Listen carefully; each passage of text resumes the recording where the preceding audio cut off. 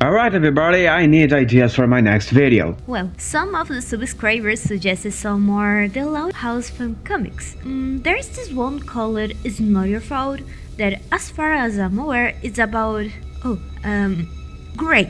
But there's also this other one called The Secret that is also about incest and grape. What the hell is the matter with this fandom, man? What the fuck? Those seem messed up enough for me to make a content about, but I want to give the Loud House fan works a break for now. Anyone else? I have an idea. And who are you? That is not important. You need a video idea, and I got a video idea. How about we start speaking business here? Straight to the point, huh? Go on, I'm all ears. Hello ladies and gentlemen, it's me, your favorite astronaut Raine here, and today we're here to get our first original work comic video in this channel's history. Yes, first, forget about that one. In this video we're going to read a webcomic from 2009, holy moly this is old, that got a bit infamous by the time it was released because of one specific panel that I'm going to get there soon. Raine the Dog, created by Dana Simpson, telling a story of a universe where pets, specifically dogs, are sentient beings. He presents us with various concepts of what it would be like and how the dynamics between humans and animals would go from there. Although we have a problem. I didn't find most of the pages, and the ones I found on the Internet Archive are mostly out of order. Unfortunately, the pages don't have any kind of numeration to indicate when is what. Of course, we have the pages with the chapters numbers, but between them there are a lot of pages without it. I tried my best to organize those pages in some sort of order where it can make sense to the narrative, but I apologize in advance for any trouble in the understanding of the comic. Problems apart, I hope you guys can enjoy this video anyway. I'll try my best to make this be entertaining for you, despite everything. Without getting later than we already are, let's go to the comic. We start this comic with Raine, the dog, walking in the street, saying that she always has heard that humans complain about the way the city smells. Mentions that it's very different when it comes to dogs, saying that her nose is like our eyes, it's how she experiences the world. Asking if we know how some things look interesting even if they are not pretty. She says that this is what the city is like to her. She's constantly surrounded by interesting smells, saying that a dog in the city is never bored. I don't know, sounds a bit overstimulating. Probably not the best experience on a dog day. Get it? Cause she's a dog and all? We then see her smelling some coffee on a coffee shop and going there to get some of it, saying that cities are most enlightened than some places she has been. There's easier ways for you to take your own life, you know. She proceeds saying that there in the city, she is treated more like a person, and she can't help but take a certain amount of credit for that, as she asks for a 16-ounce chai for the barista. The barista then gets her drink, calling Raine girl. She then sighs as she thinks about Laika. Oh wait, no, that's the wrong panel. She then sighs as she thinks about being called a girl, as if she's being referred like a pet and not like a person. Going to the next chapter, we get to see Raine now saying that she has heard that it's impossible to remember a smell in its absence. But personally for her, she has never found that to be the case, for she can still smell her earliest memory clearly. We then get to see her POV in a flashback, as she sees a young boy asking for his dad to adopt her. She continues narrating, saying that he's first her boy, saying that it was love from the very beginning. She continues saying that the drive to her new home was quite picturesque, a fact that she would only learn later on. But from where she was, she could still catch every fascinating smell, and she can't blame them really. The boy even comments on how excited she seems since he can hear her tail hitting the sides of the carrier. Raine then gets back to narration, as Raine comments on how she wanted to be a puppy again, and she could wag for hours without her tail ever getting sore. We got a brief intervention of present time Raine, saying that it must be inevitable that memories get sugar-coated, as we continue to get around her flashbacks, with she saying that Maybe most of the time that's a good thing. It's good to have something to treasure. Life isn't perfect, but the past gets more perfect, and that's make the present better. Although sometimes it's important to remember its imperfections too. She continues saying that words were a mystery to her at first. She thought humans don't remember that far back, for they are born pretty undeveloped. The world is uncomplicated before you fill your head with words and concepts. The words you pick up first tend to be either the things that are important to you or for those who are in charge of you. But sooner or later, you learn words just because you find listening a joy. As we see a brief dialogue between the boy and his mother, him saying his goodbyes to Princess and her saying that he can talk to the dog later. She then continues saying that when she was a pup, she had a different name and a lot of free time. At first, she mostly just chilled on stuff when her humans were out, but eventually, her mind wanted to be fed too. We then get to know the name of her human, called Jeff, and apparently he had read to her enough that she could do simple reading by herself. And when he was at school and his parents were at work, she learned, and she says that that's how she discovered the first of her canine heroes, as we see her getting excited over something on the book. It's a book about Laika. Now pause. For those who don't know, Laika was a female dog, did not say a bit, on the Soviet space program during the Cold War. She was a test subject, submitted to go aboard on Sputnik 2, right after the first Sputnik satellite, also launched by the Soviets, during the space race in a try to send the first living things to space. She died right after leaving the atmosphere due to heat and stress problems. The satellite still got to orbit the planet for 5 months, and when she got back, her remainings were carbonized inside the rocket she was in due to the speed force she was at re-entering the atmosphere. Not a pretty story, I know. This is a supposition, but I think that chapter 3 is supposed to start here. So let's get from there. We see adult Raine looking to a painting on a wall of a dog traveling on space. As she says that every time that she moves past that wall, she stops. She doesn't know who painted it, a man or a dog or whoever.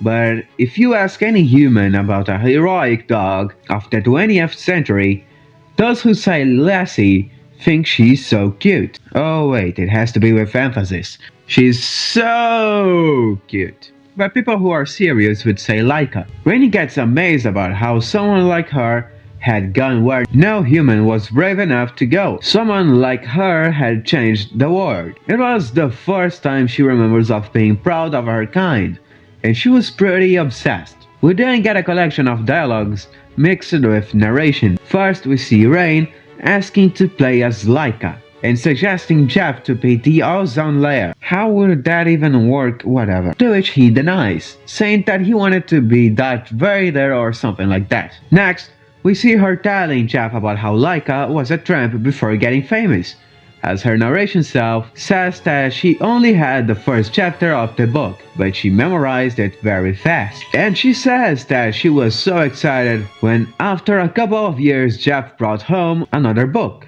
as we see him saying that if she still wants to eat his homework, it would really help him out. She found a quiet place to snuggle and read, and as she was reading about the monument they built to her, she suddenly gets shocked. She says that she was already aware that Laika died in space, but she would have had this notion that she was a brave hero risking her life voluntarily. But in fact, she was just some stray not human.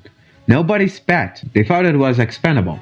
She had no idea what was going on, and so she died alone and afraid. If she was a hero, she never knew. Going on to chapter 4, we see that Raine and Jeff are playing fetch on a field. Although Raine seems to get very tired, asking for a minute to rest. He agrees as he and her hop on a fence to sit. Jeff says that she always seems to get tired first, to which he responds jokingly saying that throwing stuff must be very exhausting. Jeff wonders on what is so interesting about fetching things, and Raine says that That's a good question. She comes to the conclusion that she is a dog. No shit. So she must be set up to like things like fetching. Jeff even agrees but comments on how it's weird sometimes. He almost forgets that she is a dog. In his vision, she is just a cool girl who catches things in her mouth. I know some cool girls who catches things in their mouths as well. Chapter 5. Raine is talking about religious views about people telling her that she doesn't have a soul because she's a dog. She comes to the conclusion about tails or something that I didn't really get it honestly, and nor do I care. Next, chapter 6 sets in a stormy scenario. Raine begins by saying that on summer nights, sleeping outside is quite pleasant, but there are other kinds of nights. As we see her whipping by a thunder strike begins to fall heavily, we see Raine thinking to herself about how is she not afraid that until another thunder strikes. And then we cut to her on Jeff's window, still whimpering, calling for his attention. Jeff then gets up and goes to his window in order to see what is happening to her. He notices her shaking with fear of the storm and calls her to get inside, which she does right away. We then get a scene of both of them on the bed as we see Raine narrating that night. She says that she lays there on Jeff's bed, listening to the storm outside, saying that the thunder seemed much farther than it had before. After a sequence of panels showing the storm going off as the sun rises and Raine gets closer and closer to Jeff in his bed, he finally awakes, saying good morning to her. She replies the same and proceeds to say that when they think about it, she's the first girl he spends the night with. Please don't go the way that I'm thinking. They both stare at each other, and when Jeff is about to say something, they suddenly God damn it! So that's why you wanted me to read this, huh? That doesn't go too far, thank God. For the boys' parents got them doing this. Next panel is a black screen. Raine says that she can't really blame them. As she begins to open her eyes, she continues saying that she and Jeff ought to know better. They were old enough to know that this was a taboo, and as we see her getting up and looking down, we can see that she got spayed. And narration completes saying that it's a pretty high price for their first kiss. I don't even know where to begin with.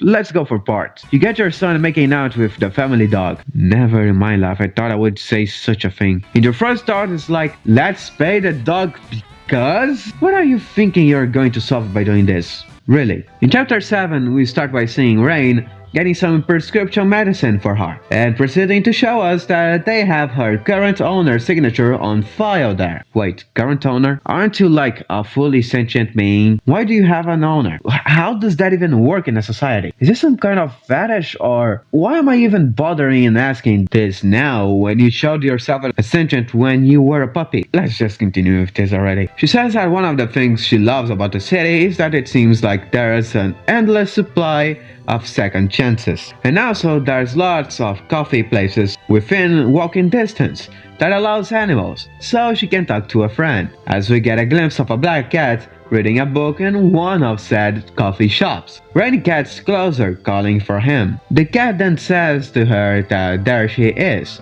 and calls her to sit with him. He then says that he ordered herbal tea for her, since he knows that she has already had coffee today. Yeah, you're a good friend. She thanks him, and he questions if she's not going to ask how he knows that. She proceeds giving a monologue that can basically be resumed by he knows her too well, and dogs are never going to outsmart cats. Can this be considered some sort of racism by any chance? I'm not really sure anymore. He just confirms, and Raine says that this is why she's leaving the city for a while. She's in a hut. He comments something just so she's coming back, saying that the place would be very boring without her. She jokingly asks if it was boring before she got there, and the cat confirms, saying that he was used to it, and responds saying that she isn't allowed to let him get used to it again. She tranquilizes him, saying that she will be back as scheduled, and that she likes her life there. She would miss sitting around with him being mutually offensive. We then get to some narration, as we are shown to some more flashbacks. Raine is saying that she missed her home, but she got used to this house. Or at least she thought. She's not really sure. Maybe it is. She says that after her operation, Jeff still walked with her. Everything was good, but not as good as it was before. But soon enough, Jeff's parents decided that the best for him was to spend time with other children. And as she says that, we see him saying his goodbyes, promising he would write to her from the boarding school. And she also was sent to some other place, as the mother says that they decided she's going to live with her brother in the vicinity. That's where we're getting to the next chapter. We start this chapter with a look on a more grown-up Raine, feeling sorry for herself. And then narration continues, saying that she realized what happened to her, but looking back to the past, everything seemed obvious. A few years without Jeff didn't really fit in her standard of living. Even the fresh air oppressed her, and it isn't so fresh in the vicinity. She says that it wasn't so bad at first, lots of new stuff to smell, but time passed. She also says that it comes to a point before you go crazy from boredom and loneliness when you are aware it's about to happen, and it's your one chance to act. The leash was locked to her collar. She says that she knows what we are probably thinking. Why didn't she just unfasten the collar in the first day she was there? But where would she go? She had never been astray. She had never even met one. But they are social animals, and they can only leash them outside alone for so long before it gets to them. She can't say exactly what was she thinking. If you think too much about it, real freedom is terrifying. But if you don't think about it enough, you might not like where you end up. And that's where we stopped. Well, ladies and gentlemen, I know there are a bunch of other chapters to go through, but I need to get this video done by this week, and I don't really feel like getting into more than 60 pages of story. The last time I did that, I almost killed myself out of exhaustion. Plus, this video is more of a test, to see if you guys like this comic. If so, let me know by leaving a like, subscribing, and leaving a comment giving another suggestion of comics I should take a look at. If this video goes as well as the last one, I can bring the second part for you guys in no time. I've heard about this comic being allegory to trans people, especially for the author, who is a trans woman. Apparently, Raine is supposed to be some kind of self-insert, and this whole comic is supposed to be, I don't really know. I kind of doubt that this is her real life story. As far as I'm aware, dogs don't draw. But regardless, I honestly think that if this is supposed to refer to trans people and their struggles, there was probably better ways to represent this. I have a neutral opinion on this comic. I don't really like it nor dislike it. It's just mourn. But what do I know? I'm just a narrator telling other people's stories. That's it for today, ladies and gentlemen. For now, I must go. I have to make another meeting to see what is going to be my next video about. See you later, Space Wanderer.